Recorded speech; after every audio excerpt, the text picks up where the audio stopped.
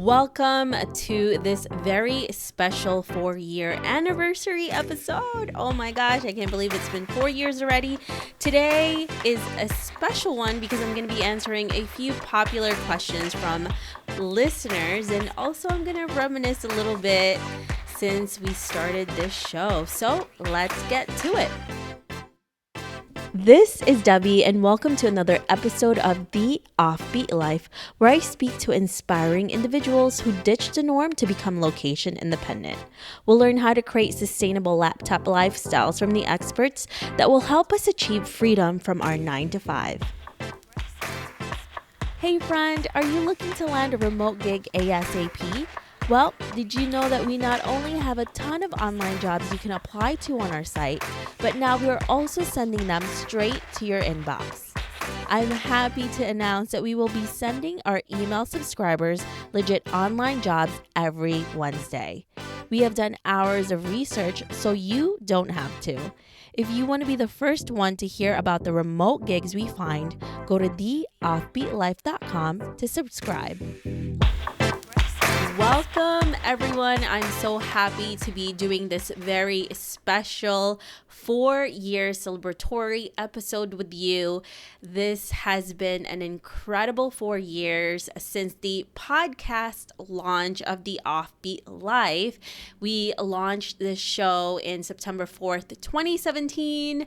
And oh my goodness, it has definitely felt like a blink of an eye. And there's obviously been so many incredible things that have happened because of this show. And a lot of you have been with me since the beginning. And I'm so grateful for that. And I honestly didn't imagine that this is where I would be 4 years after my launch, and almost 250,000 downloads, speaking to hundreds of remote workers and digital nomads, leaving my 9-to-5 and taking the risk to gain more freedom, to become more of a location independent entrepreneur. I mean, don't get me wrong, it has been a pretty long road with a lot of mistakes and failures for me along the way. But along those failures, I've gained a ton of lessons. And what I want to do today, in order to celebrate this pretty monumental time and episode, and really celebrating this with you, is I want to answer some questions that many of my listeners and some of my readers continually ask me. And I did want to make this into a full episode for you because I often email you back, but I want this to really be on my show for you to be able to go back to whenever you want. So, as you know, if you've listened to some of my offbeat journey episode, it has been a pretty hard and long road for me leaving my 9-to-5 and transitioning to remote work and online entrepreneurship, right? Most people give you advice on how to transition to remote work or to leave your 9-to-5, but I really want to talk to you today about how to deal with the situation that you're in right now, meaning how to deal with situations when you are still in your 9-to-5, and how to create a really strong mindset for you to prepare for your transition, right? Because we all get the advice of how to leave, what you need to do to get X, Y, and Z. But it's a different thing when you're still in that 9-to-5 situation and you don't know how to deal with maybe the boredom of maybe a toxic environment. And that's really what I want to talk about with you today. Also, if you're hearing some buzzing noises or some background noises, my neighbors are doing their lawn. I recently moved to my family home, so we are definitely in a new environment here, no longer in a not a sky rise, but a big apartment building. We're now in a family home, so which is nice, but now you can hear a lot more neighbors in the background. So just a heads up for that. So I really want to talk to you a lot today about understanding what it's like, what the journey is like before you even leave that job, right? And believe me, it is a long road. If you followed me in my journey, then you know I've started and failed 3 businesses before I succeeded with my business now. And believe me, it took a long time to get to this point, right? I had to go through all of these failures for several years while still working in my 9 to 5. So I know what it's like to want something so bad, but feel like you're sinking in quicksand when things are not happening fast enough, right? So today we'll talk about first how to deal with a toxic work environment and what you can do to really make yourself feel more appreciative of that environment, even though it is a toxic one, right? And the next thing that we're going to talk about is learning to appreciate your 9 to 5 before you transition to working remotely. Okay. So first and foremost, let's talk about a toxic working environment. So let's talk about reality here, whether you're in a regular 9 to 5 or a remote job. This can happen in either scenario. So just because you leave the desk job doesn't mean it can't happen again. So I just want you to know that, because whether you are still in that cubicle or you decide to leave, now you're working remotely, you will still have people who you'll be working for, unless of course you have started your own business. And of course, even if you have your own business, you still have to deal with clients, right? So it can happen over and over again. It's really what you need to do is understand how you can change your behavior in order for you to minimize the stress that you're feeling in those certain types of situation. So in my previous job, I was a therapist for children with autism, and I worked a lot in homes and in schools, and I had really great coworkers and bosses. So I wasn't really in a toxic working environment with my company, but I was in environments where I saw some abuses that were happening that I really had to deal with, right? And it was eventually what affected me, and it affected me so much that it was really the number one reason why I decided to leave that quote unquote American dream, right? I felt really helpless when my hands were tied, and I didn't want to be there anymore because I felt like I was just a part of that broken system. So it wasn't even because my company was really bad, I had really bad coworkers. That wasn't the toxic part of it. It was the system itself that I felt that was really toxic, and I didn't want to be there anymore. And it really at some points, because I was working there for about 7 or 8 years, there were points when I was doing that job where I felt really depressed because I felt just so helpless, not being able to do everything I can for my babies, right? So the way I dealt with this was to do everything I could to help my kids, right? I focused specifically on them, and I did what was best for them, and I thought about their needs, and I put them first. So if you're in another situation where maybe this is not where you're at, maybe focus on one thing that you can really think of that you can make a difference in, or something that's positive in your job that you really enjoy, and maybe very much focus on that. And that's really what allowed me to last longer in my day job.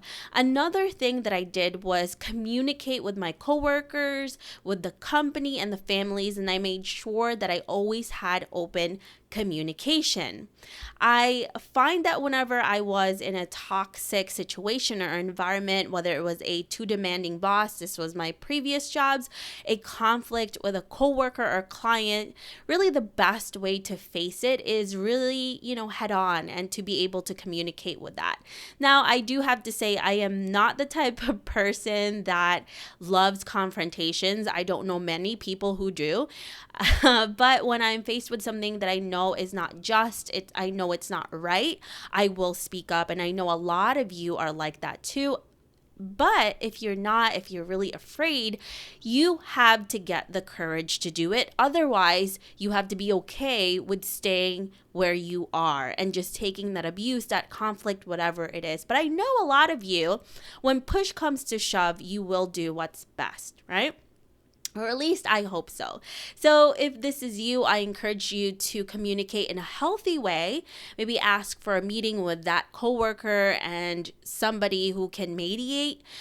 Write down everything that you are feeling so you don't forget what you want to talk about during the meetup. Talk about the issues in a factual way, right? And share the problems that you're facing and ask how you can work together to solve it. Okay. I know this can be extremely hard, but if you want any chance at all of making your environment better before you leave, then it has to be done. Now, I do also want to emphasize that you are creating this meeting to create a neutral and peaceful way to solve the issues, and not being overly emotional about it. And if you're overly emotional or confrontational, you don't want any shouting matches because that's not going to help. You want to ease or resolve the situation, not to make it worse, right? So even if you are going to leave, you never want to leave in bad terms because you don't know if you're going to encounter these people again. Heaven forbid you have to go back or want to go back. You don't want to have that bad blood when you leave. And honestly, you just don't want that. I'm sure you're going to lose some sleep over it. I do. I just don't like that type of situation. That's why I like to resolve issues. So be patient. Be open to other ideas and listen to the other person's side as well. I know that can be really hard to do, especially when you feel like it's unfair or unjust, but you also have to put yourself in that other person's situation too. I know that's really hard. I know I'm saying that, but it's also hard for me to do that often. That's why it's really great to write things down so that you can really express yourself in a way that is healthy and you don't forget things, forget points that you wanted to talk about. Now, if you do this and nothing changes, then make sure you're putting all of your ducks in a row, meaning doing everything you need to do to be able to leave your job and start working remotely. Now, I want you, instead of being really frustrated about this, you saying, listen, I did everything I could. I tried to communicate. They're still the same person. If anything, they actually became worse. So if that actually happens, what I want you to do is I want you to make this and let this become that light under your ass. Let this be your fire. Let this be your motivation that will allow you to finally be pushed to go 110% to being committed to change, to leave, to do something that will allow you to live the life that you want. Right? And there's always something you can take away from the meeting, even if it didn't go exactly how you wanted it to, right? You know that you tried your best. And you know that you did everything you could to make the situation better. You tried to talk to them. So there's no regrets here on your part because you did everything that you could. Your conscience is clear. When you leave, you know you did everything that you can, and whoever your mediator is, whether it's your boss or another coworker, they know that you did your best as well. Now, another question that I get asked the most is dealing with a day job that doesn't really have anything wrong with it except for the fact that it's not something that you're meant to do, right? Maybe you're getting bored, you're not being challenged, you're restless, and you just want to be out of that job ASAP. But you don't have anywhere else to go yet. Maybe you didn't plan it out yet. Maybe you just don't have the courage. You're still hesitating because you're comfortable there. You're like, well, I don't know if I want to take the risk. I know what's here. I know I'm bored, but at least it's not bad. I don't have bad coworkers. I don't have bad clients. I don't have bad boss. But I know it's really not something for me. But then I'm really scared to leave because what if I leave and I don't get back my job? So I was in that situation as well. I was in that situation with my last job because, like I mentioned before, there's really nothing wrong with that except for the system. And that was really what motivated me to leave. But for a very long time, and that's why I stayed there for so long, is because there was really nothing wrong with it. It was the American dream. I made my own hours. I made a lot of I made a lot of money. My coworkers were great. My bosses were incredible. They were super supportive. So in order for me to keep going and really do this job, right, even though I was completely bored, I had to learn how to have a sense of gratitude, right? So that's my best advice to you, is to have the gratitude that you have that job, right? Gratitude that you're able to support yourself with this work. Gratitude that you're able to have a healthy body and mind and, to be able to do it. Right? So if you're there, if you're at your job, you're ready to leave, but then you're like, okay, I have to stay here for a few more months because I need to save up more money, but then you're not motivated at all because your mind is completely somewhere else, then having that gratitude is really going to allow you to be able to stay there until you finally leave and not half-ass things. And that was one of the things that also bothered me, is that I'm the type of person that I want to do my best in everything, even if it's a job that I'm bored at and don't want to be in anymore. I don't want to be seen as somebody who's a slacker, right? So that's one thing that you can really do that will allow you to keep working hard even though you're bored. You can also take a look at the different aspects of the job, again, that you enjoy.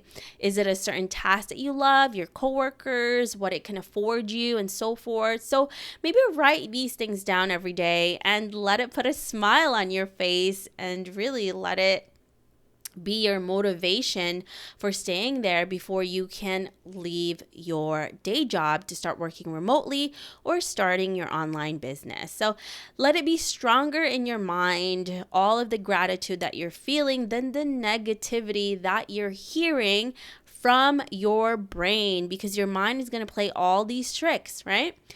So another suggestion that I have is to also start working on the projects that you really want to do when you're in the middle of all of this, whether you're in a toxic working environment or you're just feeling uninspired because you're pretty much checked out of that job, right?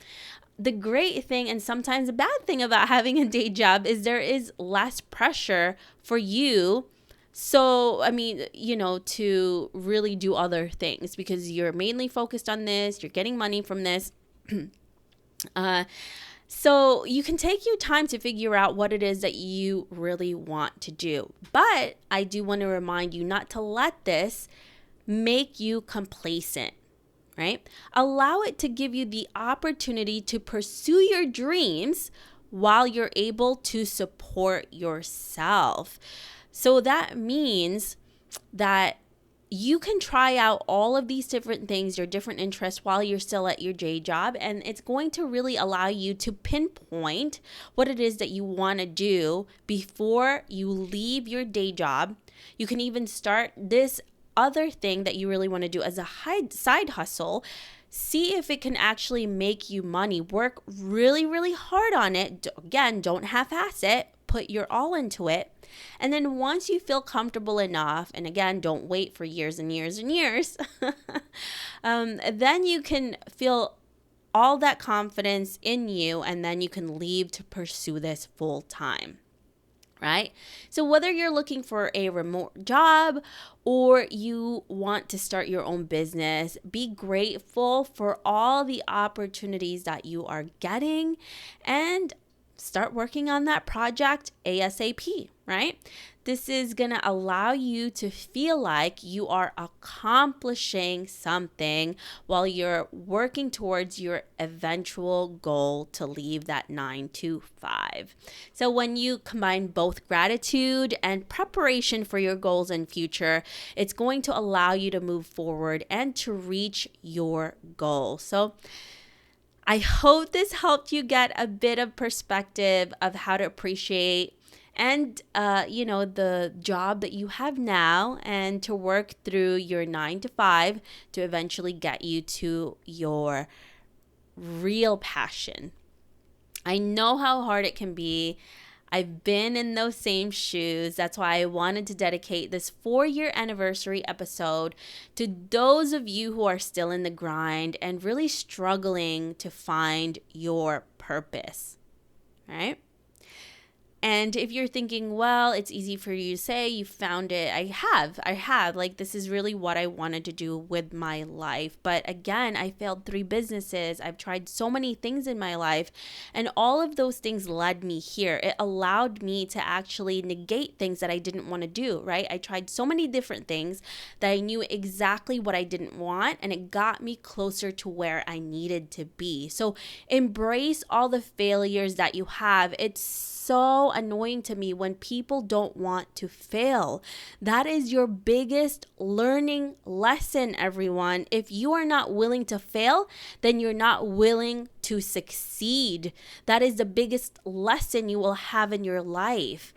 And whenever you fail, don't look at it in a negative way. Look at it and say to yourself, what did I learn from this? What am I going to do different so the next time I try something new, this does not happen again, or I fail up, right? I fail better. It's going to get you closer to where you need to be. I say fail as much as you can and learn from every single failure. Don't waste that failure. Every single one that you have, look at it, write down everything that you learned from it, and then it's going to get you to a better position in the long run, right? So again, just know that you'll get there as long as you work hard, fail often in order to learn as much as you can, and again, practice gratitude along the way.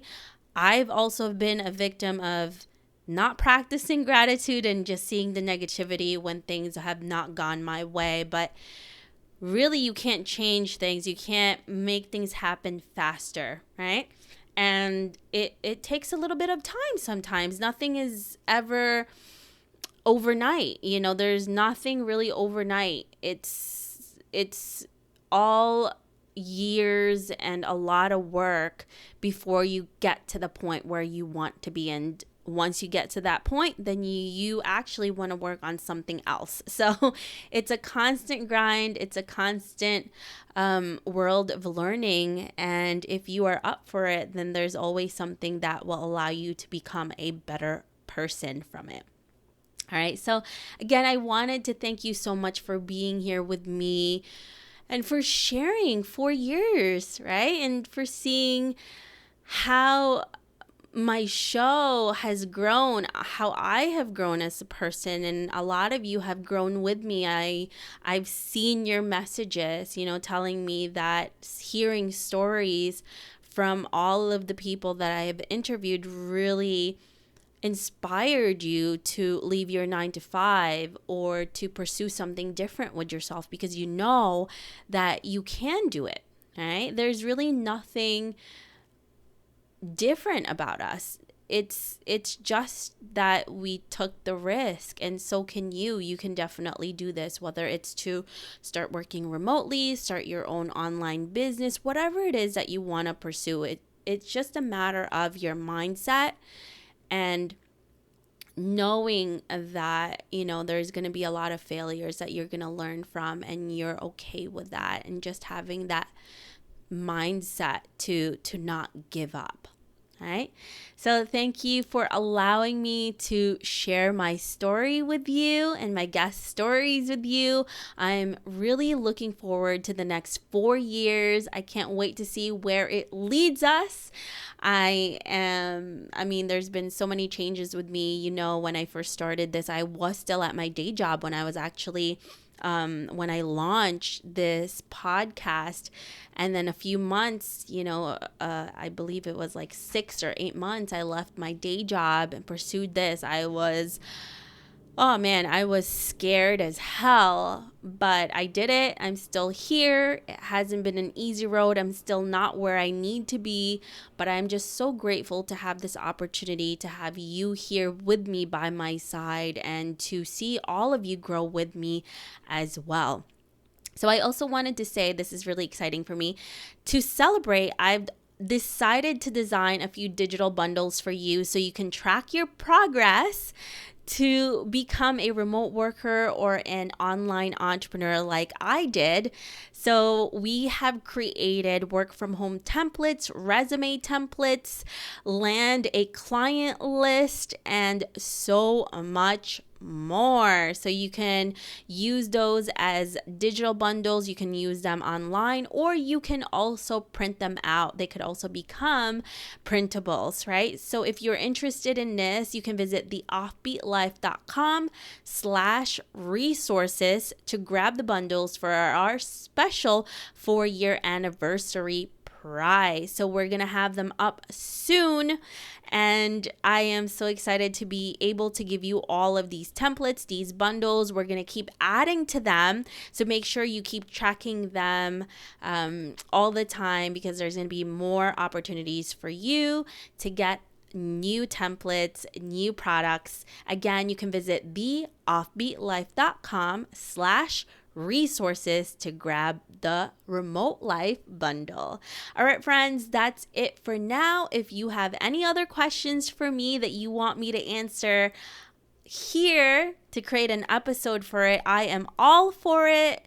And yeah, feel free to email me at hello@theoffbeatlife.com. And who knows, maybe I'll answer your questions in the next episode. I will talk to you later.